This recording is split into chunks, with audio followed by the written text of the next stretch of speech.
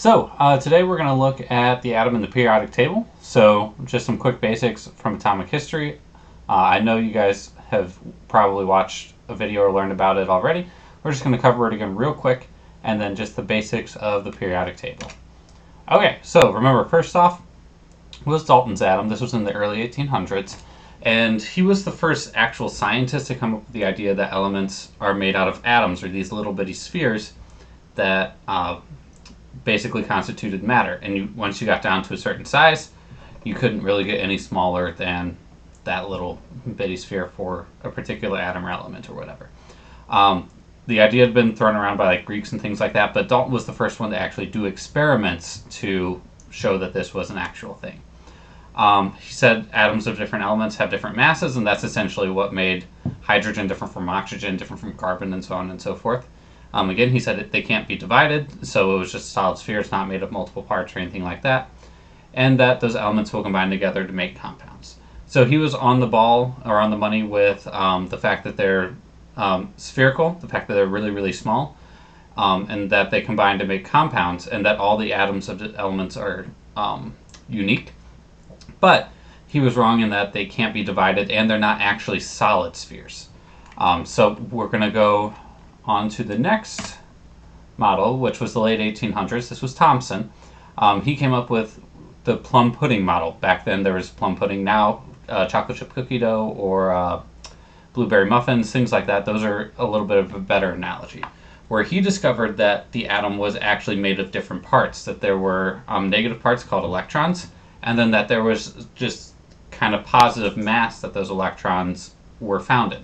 So he kept the idea that they were small solid spheres, but that those spheres weren't indivisible, that they were made of separate parts. So we're still going to be adding on to the model. So in the early 1900s, so not too long after Thomson, Rutherford came up with the idea of the nucleus. So he basically found in his gold foil experiment, when he shot these little bitty particles at the gold foil, that some of them bounced off and most of them went through. Meaning that he found that while most of the atom is empty space, there is a tiny bit of area on the inside where things could bounce off where it was a solid object. So he discovered the fact that electrons are around the nucleus on the outside, and that there's a positive center there in the nucleus. We still haven't discovered the neutron yet at this point, and we haven't said what electrons are doing yet, but now we're getting closer to what we know as the atom. Then we had Bohr. Bohr, just a few years later, again, now we've got the nucleus in the middle, and he was the one who brought neutrons into it, so we have protons and neutrons in the center of the atom. And then we have electrons orbiting in different energy levels. The 2888 there, we'll get more into what that means in a bit, but it's basically how many electrons go in each orbit. Like I said, we'll get to that later. But essentially, what we learned here is that now we have the center atom, and then we have electrons that they can only be found in these particular orbits. So they're not just going basically wherever they want, they're stuck in those places, and they orbit kind of like planets. And so Bohr's model of the atom stayed around for a good long time until we got to what's known as the electron cloud model, which is where we're at today. And so now we still have the nucleus, really tiny thing in the center, but now instead of having these strict orbits where the atoms just move in a circle, now we have the electron cloud, which is where the electrons are likely to be found. So it's still similar to orbits in that there's a certain distance from the nucleus that each cloud is present in, but the electrons don't move around in a nice circle. They jump from place to place. It's completely random how they move, but they are stuck within those confines. So again, the big thing here is that electron movement is random. It's not going to be a nice, perfect orbit. Okay, so now on to the periodic table. So the periodic table, all of the elements, all of the tiles are set up in the same way so that you can look at the same place and get the same ideas. So there are four main things that we're going to be able to get from the periodic table: the name, the symbol, the atomic number, and the atomic mass. Most of them or some of the tables, depending on what they are, may or may not have the actual name on it, but they'll have the actual symbol. So the name, if the name is on there, you'll see it. This one here does not have the name, but if you already know HE, which is the symbol, so the symbol is going to start with a capital letter, and if there is a second letter, it's going to be lowercase. And that is super important that you get the capitalization correct, because if you don't, then you're essentially telling us that we have a different atom or something like that, and that's a problem. So the first letter is always capitalized, whether there are one or two in it, and then the second letter is always lowercase. So that's the atomic symbol. So this is a symbol for helium, He. Then the atomic number. So that is usually going to be on top, because there are normally two numbers, the atomic number and the atomic mass. Usually the atomic number is on top, the atomic mass is on bottom, but you can always tell the difference between them because the atomic number A is just going to be just a real simple number like 2, 4, 10, 125, something without a decimal point. It's also going to be smaller than the atomic mass. But anyway, normally it's on the top. So the atomic number for helium we can see is 2, and that means that helium has 2 protons. Anywhere you see number of P, that's going to stand for number of protons. Then we've got the atomic mass. And the mass of an atom is made up of the protons and the neutrons. Notice electrons aren't in there, even though electrons are part of an atom, because they're really, really small. It's like, it takes something like 1,800 some odd electrons, I think, to equal the mass of one proton or one neutron. So they basically have no sway on the mass of an atom. It's all going to be protons and neutrons. So whatever the mass is, this is the number of protons plus the number of neutrons. So if I'm looking here, I know the atomic number for helium is 2. That means it has 2 protons. If the mass is 4, I know that the mass is 4, protons are 2, so I can tell that this helium atom would normally have 2 neutrons. So to work through some examples of this, the first one we're going to do is going to be CR. So if you look on your periodic table, the easiest way to find an element, by the way, is by the atomic number, because that's how it's ordered from left to right as you go across the page, and of course moving down as well. So if you look up number 24, you find Cr. That's going to be chromium.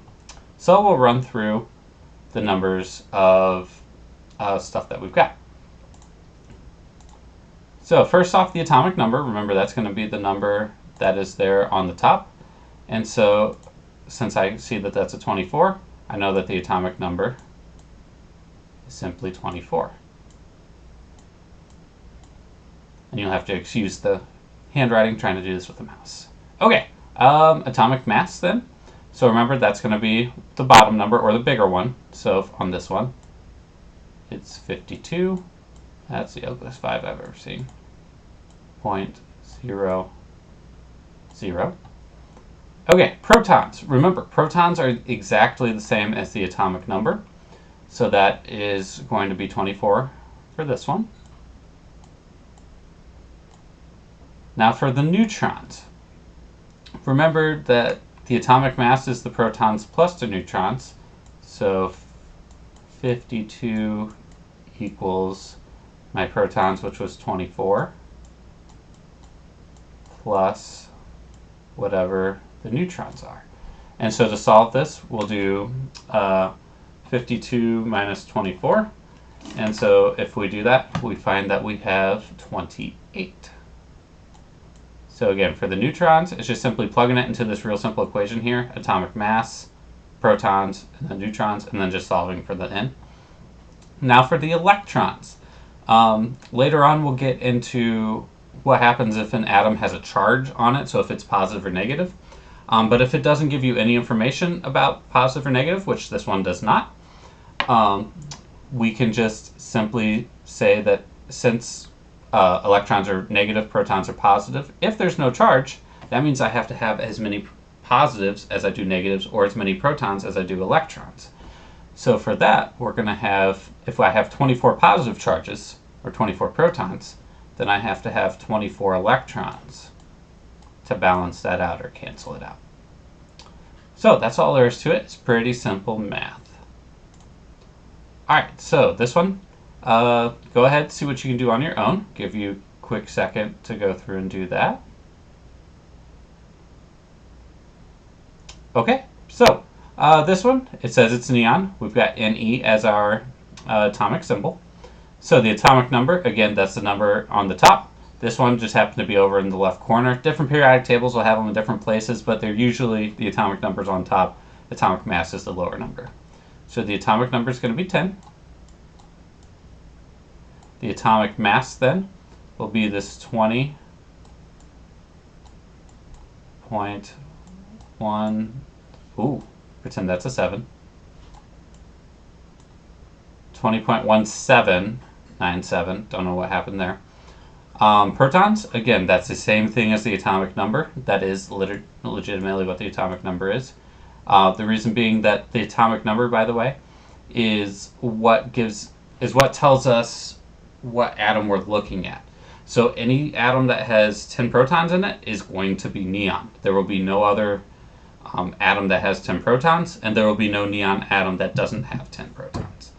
They're uniquely tied to each other. Neutrons can vary, electrons can vary, but protons are very specific. Then for neutrons, now, whenever I go to calculate this out, it was normally atomic mass minus the protons. But I can't have part of a neutron. So anytime that you go to calculate the neutrons and you have a mass where it's like this, where you have a decimal, all you have to do is round it. So 20.1797. So the 1 is not going to round it up, so we're just going to use 20 as our mass. So our atomic mass then, again, that we're using is going to be 20. And that's going to equal our number of protons, which was 10, plus the number of neutrons. So then solve for n, subtract 10 from each side, and we'll find that we also have 10 neutrons. And then again, electrons, there's nothing on here to indicate a charge. We haven't talked about that yet, so you're not going to know what that looks like until we see it. But since there's no charge, we have to have the same number of positives as we do negatives. So if we have 10 positive charges, then we have to have 10 negative ones. Alrighty, last one. So for this one, for sodium, again, give you a quick second or two to pause it, do it on your own. Alright, so for this one, atomic number, again, we want to use the top number. That's going to be 11. Nope. Pretend that doesn't exist. 11. Okay. Then the atomic mass. So there are kind of two numbers down here, but one of these is pretty clearly, because remember, the atomic mass always has to be bigger than the atomic number. This guy is not going to be it. That's called electronegativity. We'll deal with that sometime next unit. But the 22.99, that's what we're going to be looking for the atomic mass, because that's the number that is like physically lower down on the thing, even though it's bigger. So 22.99. Protons, remember, that's the same thing as the atomic number, so that's 11. Neutrons. So remember, we need to round this because we can't have part of a neutron. So that's going to round to 23 equals 11 plus the neutrons. So 23 minus 11, that's going to give us 12 neutrons. Again, I don't know why it's doing that. 12 neutrons. And then, once again, electrons have to be the same as the protons because we have to have just as many negatives as we do positives for it to be uncharged.